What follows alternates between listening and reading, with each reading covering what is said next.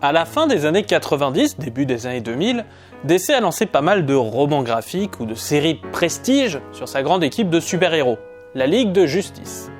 L'œuvre la plus connue de cette vague est sans conteste le roman graphique Justice League Terre 2 de Grant Morrison et Frank Quitely.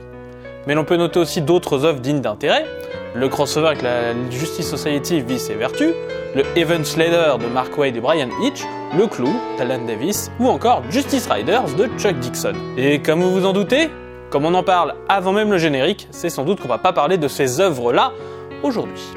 Même si c'est, on va le dire, envisageable pour le futur. Non, c'est juste que l'œuvre dont on va parler aujourd'hui, Justice League Seul contre tous, est aussi un roman graphique sorti en même temps que cette vague-là, en novembre 2000, à savoir 2 mois seulement après Justice League Terre 2, celui qui est extrêmement connu. Et pourtant cette proximité avec un grand titre ne l'a pas vraiment desservi. Et le titre est toujours assez apprécié. Et je vous propose de voir ensemble pourquoi, après le générique familier.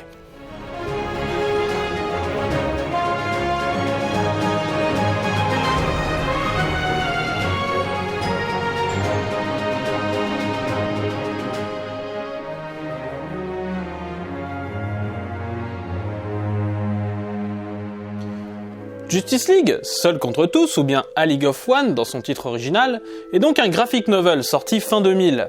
C'est bien, vous suivez. Il est écrit et dessiné par Christophe Moeller, un monsieur qui a la particularité de ne faire que de la peinture. Ce qui explique pourquoi on le retrouve notamment, surtout dans des travaux d'illustration. Beaucoup de cartes Magic ou World of Warcraft.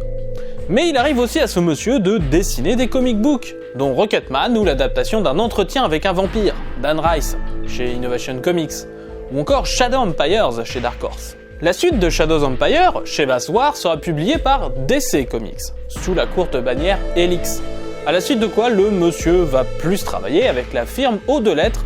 Il va d'abord faire des couvertures, par exemple pour les séries Lucifer ou Shadow of the Bat, et aussi quelques travaux un peu plus consistants, dont le roman graphique dont nous parlons est le premier.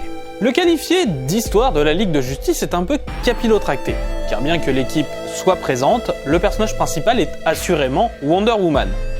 Alors 2 raisons possibles pour ce choix, soit pour coller avec la vague de titres sur la Ligue de Justice du début des années 2000 mentionnée en introduction, c'est pour ça qu'on l'a faite, soit parce que malheureusement les titres de la Ligue de Justice se vendaient mieux que le titre Wonder Woman à l'époque. L'histoire, quelle est-elle ? Eh bien, un mal ancien, le dragon Dracul Carfung Serpente Draconis, s'est réveillé. Et oui, ça fait une sacrée longue carte de visite. Wonder Woman, de passage sur l'île des Amazones, Themyscira, apprend de la bouche d'une oracle qu'un dragon s'est réveillé, que la Ligue de Justice va le tuer, mais mourra en le faisant. Bon, je vous l'avoue, c'est beaucoup plus poétique dans le livre. Je ne résiste pas à l'envie de vous citer la prédiction, sous la traduction d'Anne et Gérard Guéraud, sous le pseudonyme d'Ange, qui j'espère ne m'en voudront pas trop. 6 mains tissent le destin. 3 bouches murmurent. Un œil veille sur le monde. Ce qu'il voit se déroulera. Ce qu'elle murmure, je le dirai. Au nord, un serpent s'éveille après un sommeil éternel. Enveloppé d'or, volé, d'anneaux de gemmes et de signes de pouvoir. Des profondeurs, le dragon s'élève, réduisant en cendres amour et espoir.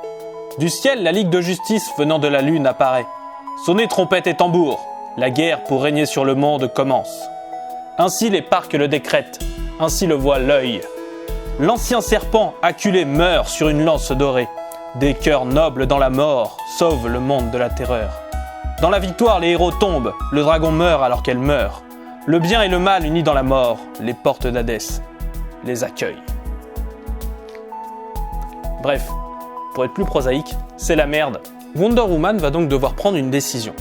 Protéger les autres membres de la Ligue en les empêchant de pouvoir intervenir, quitte à les mettre en danger ou à les blesser. Tout, finalement, plutôt que de voir ses amis mourir, car en y allant seule, elle sera quand même, selon le titre original, A League of One, une équipe à elle toute seule. Wonder Woman pourra-t-elle déjouer le sort et survivre à la prophétie ? Ses actions ne vont-elles pas être ce qui va pousser la Justice League à mourir en fin de compte ? Telle est la question dont je vous laisse découvrir la réponse, en lisant cette œuvre, traduite en français en 2001, chez la maison d'édition Soleil, qui sait oui essayer de temps en temps aux super-héros de façon brève. Cette histoire a de multiples points en sa faveur. Déjà, premièrement, ce qui saute aux yeux, les dessins, qui sont magnifiques.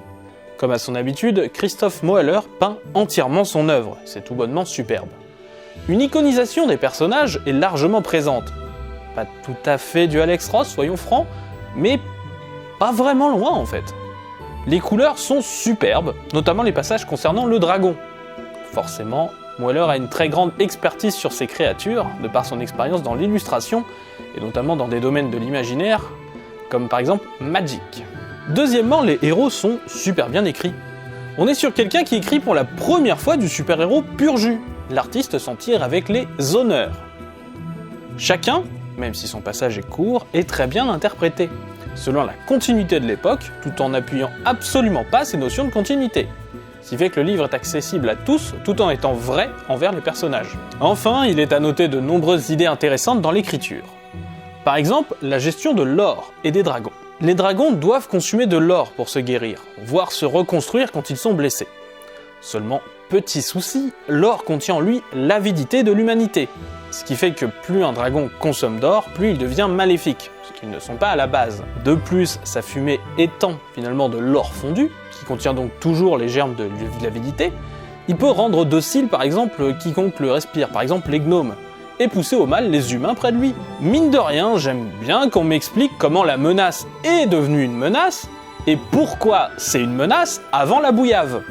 Et ce titre le fait finalement simplement et naturellement, à un point qu'on ne le remarque pas de suite. Ce titre est une excellente histoire de Wonder Woman, qui se repose essentiellement sur son rattachement à la vertu de la vérité, mais montre aussi son attachement à ses amis, à quel point elle aime les autres. Un autre point fun de l'histoire, c'est un peu comme l'histoire de la Tour de Babel, c'est de voir comment Wonder Woman va faire pour se débarrasser des autres héros avec facilité.